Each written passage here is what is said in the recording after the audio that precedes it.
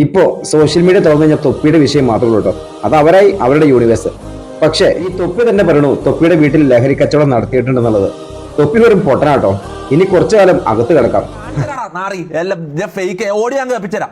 ഈ വീട്ടില് ഡ്രഗ്സ് കയറ്റി, ഓക്കെ, ഡ്രഗ്സ് കയറ്റിട്ട് പിള്ളേർക്കും ഡ്രഗ്സ് കൊടുത്തിട്ട് എന്താ പരിപാടി? ശരിക്കും ഇവിടെ എന്താണ് നടക്കുന്നത്?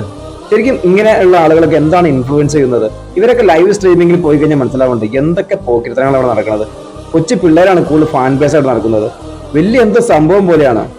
ശരിക്കും മാതാപിതാക്കൾ ഇത് ശ്രദ്ധിക്കേണ്ട ഒരു കാര്യം തന്നെ കേട്ടോ.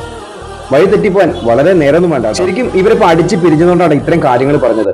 ഇല്ലെങ്കിൽ തൊപ്പിയുടെ വായിന്ന് ഇങ്ങനെയുള്ള വർത്തമാനങ്ങൾ കേൾക്കൂ. പ്രായപൂർത്തിയാവാത്ത മക്കളെ വരെയും പീഡിപ്പിച്ചേണ്ടെന്ന് പറയണം.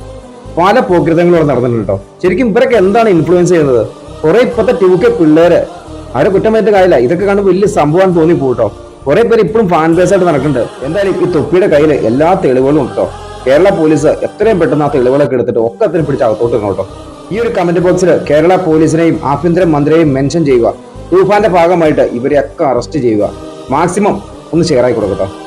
ഒരു പെണ്ണിനാ അങ്ങനെ തന്നെ കൈക്ക് പിടിച്ച് ഡോറിന്റെ ഉള്ളിലേക്ക് കയറ്റിയ കടി കയറിയിട്ട് കണ്ണ് കാണാണ്ടായിട്ട് ഇവന്